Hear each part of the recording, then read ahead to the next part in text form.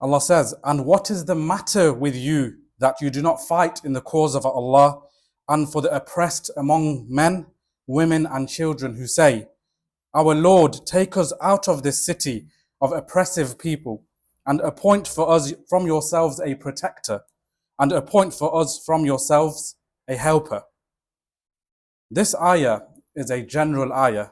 It is an ayah that addresses every single one of us among the Ummah.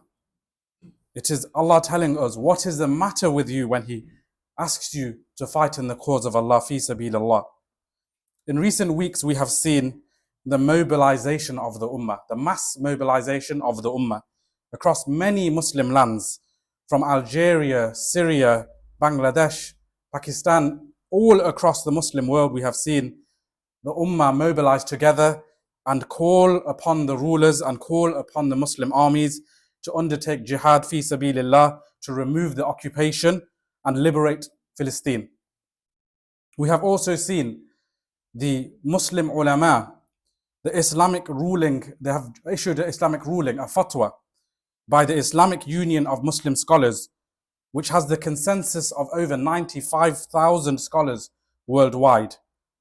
They called for a fatwa, they made a fatwa, a ruling in Islam, calling for the immediate military intervention by Muslim nations in Palestine. They called for economic sanctions against the Zionist entity and the support of the Palestinian resistance. They called on Arab and Muslim governments to take military action to stop the genocide in Palestine. They demanded of scholars to demand a full blockade of the Zionists by land, sea and air, including the closing off of major waterways and airspaces in the Muslim world, meaning the Muslim army shouldn't allow the Yahud and the Zionists to use their airspace and use their, their water, their sea space to actively carry out the genocide, whether that mean actually using it to fly their military planes or to, send aid to the land and weapons to these lands. We've seen the Houthis of Yemen. They've used their strategic location to stop some of the boats in the Red Sea. They have also asked that we and Muslims worldwide support the Palestinian resistance through military aid, financial contributions and diplomatic backing. And they have called this a fard ain, an individual obligation. They called for the formation of a united Islamic military alliance to defend the Muslim world and deter foreign aggression. They have called out and exposed all forms of normalization with Israel, including diplomatic, economic and cultural ties, and declared that it is haram, it is forbidden. And they have also said that it is prohibited to supply this entity, this criminal entity, with oil, gas or any resources that could support the genocide. This was the Union of Muslim Scholars, Islamic Union of Muslim Scholars. We also had the Grand Mufti of Libya, Sheikh Sadiq al-Gharyani, who said, "O Muslim armies, where are your millions of weapons, your troops, your modern aircraft? Are Zionist pilots more brave than you?" You had Muhammad al-Hassan Walid al-Dido issue a powerful fatwa. The Ummah must fund and arm the resistance. Jihad is a duty and no Muslim may support companies aiding the Zionist entity. This is a call for serious, unapologetic action, financially, politically and morally. The prominent Islamic scholar in Pakistan, Mufti Taqi Usmani, has declared jihad against Israel as an obligation of all Muslim governments. He said, "The Muslim Ummah has failed to provide sufficient support to those fighting to protect the first Qibla in Islam." And he said, "What is the use of armies in the Muslim countries if they do not engage in this obligation of jihad?" And then you also had the Indonesian Council of Ulama, Majlis Ulama Indonesia, support the fatwa calling for jihad against Israel issued by the International Union of Muslim Scholars. So what we are seeing is there is a mass mobilization of the general ummah, people like you and me, and there is a mass mobilization of scholars, the true scholars, not the scholars who have sold themselves. There is a mobilization. They have recognized that all this 18 months of genocide the just making dua, just talking about it is not leading to any action. They have recognized that only the Islamic solution of jihad will solve this situation. And they are now calling on the Muslim governments to take action and the Muslim armies to take action. You may ask, why has it taken so long? This is a genuine question. Why has it taken 18 months of genocide, blockade, siege on Philistine? Why has it taken more than 75 years of occupation for the Ummah and Muslim scholars to call? And it's not true that there are many that have called for this since day one. But en masse, not really. We haven't really heard this call. So there's a question. Why now? Why have they taken so long? Perhaps it's because they have seen the situation take place and they thought maybe diplomatic efforts may work. Maybe the UN would take action. Maybe there are some sincere governments out there, even though they may be non-Muslim, that will take action. Maybe they thought the Muslim nations will see this and think, enough is enough, we must take action. But because they have seen their silence, because they have seen that they've actually enabled the genocide, they have now called for this. It may be that they have seen the Palestinians themselves call out the Arabs and the Muslims and have said that they will hold these people accountable on Yawm al-Qiyamah. Maybe it is the guilt that is killing them inside all of us. This is a message to all of us. So maybe it is the guilt that has now led to them calling for such a statement. And, we shouldn't ignore our efforts in this. Perhaps it's the sentiment of the Ummah. They have seen that Muslims have constantly been calling for this, constantly calling for correct action, to take action right now. And they have seen that the Muslims from the West, the Muslims from the East, the Muslims in the Muslim world have called for this, and now they feel the shame. They have been exposed, or maybe they fear the risk that they are going to be held accountable. And perhaps they have now seen in recent weeks the Zionist entity has taken such horrific, such degrading action that they have felt enough is enough. In recent weeks, we have seen the horrific crimes. Not to say that these crimes haven't been committed in the last 18 months, but in recent weeks, in March, April, we've seen some events take place that, subhanAllah, they won't go to any lower limit. You'd think they can't go to any lower limit than this. What did we see? We saw the use of such powerful bombs in the middle of Gaza that, I don't know, subhanAllah, if you've seen it, the images we saw of flying bodies. When I first saw this image, I thought maybe this is a movie. Maybe this is a Hollywood movie. Because it was so graphic. Flying Muslim bodies in the sky. Lifeless bodies. This is the decadence. This is the degradation that they have got to. We have seen recently 15 Muslim medics in ambulances. What were they doing? They're there to help the people. Aid workers, medics. Meaning, they're not even fighting. The resistance is a resistance. That is a good action. But these people aren't even fighting. They're here to help the people. They were brutally, in cold blood, murdered, whilst the Zionists knew who they were. And because of their guilt, what did they do? They buried them in mass graves. They buried them. And they tried to hide it. When it came out, what had happened, they said, we thought they were a threat. They didn't have their ambulance signals. There was not a clear sign that they were medics and aid workers. But then recently, one of the aid workers, he had his phone video showing. And the video showed that the ambulance were clearly marked as ambulances. They had their lights flashing. And this brother, what is he saying? He's making dua that they don't see him, that the Zionists and the enemies don't see him, so that he can, survive. But he was brutally murdered, and he was among the 15 that were killed. And he made dua. What did he say to his mother? He asked his mother to forgive him. He said, this is the line of work that I'm in.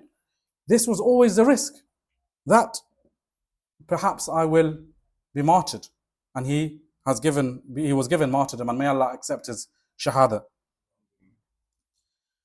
Perhaps we have seen the recent attack on the medical camp in Jabaliyah, which is a UN children's clinic, where you saw videos of an inferno, a fire taking place, and you heard the screams of the children and women.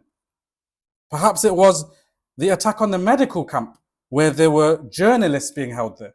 And we saw videos, horrific videos, of the likes of Ahmed Mansour and Hilmi al-Faqawi being burnt alive. You saw their bodies being burnt alive. And who were they? They were only there to spread the news, be the sources of our information. They were the ones we were getting information from because Israel has, banned any international journalists from entering. Perhaps it's all of these events that have taken place that is the last straw that broke the camel's back. And the ulama and the people have recognized that enough is enough. The only solution is the Islamic solution. The other thing to note is that this event, and we have said it multiple times in khutbah, this event that is taking place in Palestine and Gaza is a furqan, is a criterion. It is separating those who are with the party of Allah, Hizbullah, and those who are with the party of Shaitan, Hizb al-Shaitan. It is separating out. It is making clear who is with Allah and the Muslims and who is with the enemy. We saw, subhanallah, some certain Muslim scholars, quote unquote, come out and say that they were against the call for jihad. You have the Grand Mufti of Egypt who said that this fatwa was irresponsible. And he said that it isn't an obligation on Muslims to take physical action. You had the likes of Khalid Yassin. I grew up watching this man. SubhanAllah, some brilliant lectures, some brilliant. His focus was on how he would debate the Christians and the non-Muslims, and we learned lots from him. And may Allah reward him from the good he has done. I'm not, it's not here to make mass takfir or anything like that. But we also call out the apparent. He has said, what did he say? He said that I am as a Muslim citizen of the USA, I am not at war with my country, and such a ruling has no theatre or application in any country governed by a secular constitution, including the country where I'm a citizen. Basically, he has said that I am not of the Ummah. You could read this as, I'm not from the Ummah of Muhammad. I'm not from the Muslim Ummah. I'm an American Muslim. But we know that Allah has taught us, and the Messenger has told us that we are one single body. We don't identify as Bangladeshi, Pakistani, or Arab. We identify as Muslims. And then you had the likes of the Muslim World League, Saudi Muslim World League head. He said to Britons, he spoke to me and you. He said to Britons, you should talk less about Gaza and more about your domestic issues, saying that the UK government should consider integration a matter of national security. So he is advising the UK government, saying you need to check the Muslims. They're talking too much about Gaza and Palestine. These khutbahs, you need to check them. So he is aiding them. Who is he aiding? Who is he speaking for? So this event has really exposed and continues to expose the hypocrites. It continues to expose those who are with the enemies of Allah. So what can we do? And it's important that I mention this message whilst we talk about the fatwa. The fatwa is about capability. It is not a fatwa on all of us to now go to the streets. And it's really important, this message, because often we see two extremes. One extreme is we have reduced jihad to be just an inner struggle, that it is not about military warfare. This is one of the issues we have seen, that they've reduced a ruling, an obligation of Islam to nothing. We don't agree with this. Jihad is an Islamic obligation if we understand it properly. If we understand that it is a means to remove the barriers to Islam. It is a means to defend the oppressed people. It is the foreign policy of a state. But then we should also not go to the other extreme, where you view jihad and you take the state rulings as rulings on ourselves, where we take it into our own hands and we go to the streets, as we have seen. And many of these are intelligence operations. I'm not saying this, but I want to make it clear that I'm not asking for anyone to undertake any violence or jihad on these streets in Britain. No, not at all. But what I am saying is that we should do what is in our capability. Just give me 1 minute, sorry. Adam, sit over there, please. Sit down. So, what can we do? And it is a matter of capability. And we may have all heard the hadith of the Prophet ﷺ when he said, whosoever of you sees an evil, let him change it with his hand. And if he is not able to do so, let him speak out, let him change it with his tongue. And if he is unable to do so, let him hate it within his heart, and that is the lowest form of Iman. So this obliges the Muslim that if you see an evil taking place, the occupation of Palestine, the oppression of Muslims, the oppression of children and women, that we must do what is in our capability to change it with our hands. And it is about capability. So those who have the ability to change it with their hands must change it with their hands, physically. So with the occupation of Palestine, the capability of changing the situation lies on who? Lies on the Muslim rulers, lies on the Muslim armies, because they have the capability to change it with their hands by, responding to this fatwa and, disposing the Zionists and the occupation, removing the occupation and liberating Palestine. They have this capability and they are obliged to change it with their hands. But then what did the Prophet ﷺ say? He said, then the one who is unable to change it with his hand, he should change it with his tongue. Meaning, we should speak out against the oppression and call for the Islamic solution. And there's a subtlety here.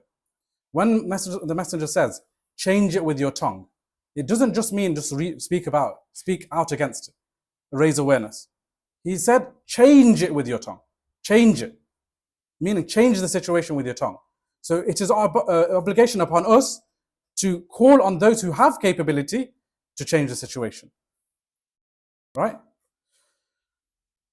And then he said that, if you're unable to do this, then hate it within your heart. So maybe if you're in a situation where you can't speak out against it, then you should hate it within your heart. Maybe the people of the Uyghur Muslims, those who are being oppressed, maybe in a situation where you can't actually even speak out against it. But you should have the intention to speak out against it and hate it within your heart. And this is something the Messenger practiced.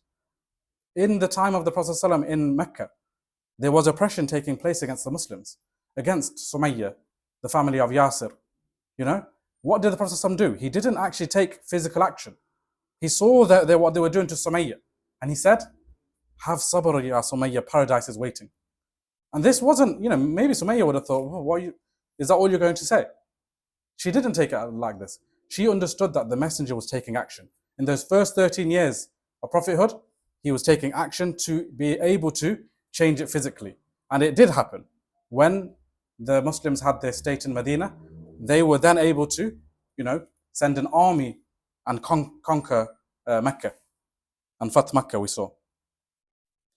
And then the final thing is, to conclude really, is that yes, we should raise awareness. We should make dua. It is the weapon of the believer. But in of itself it is not enough.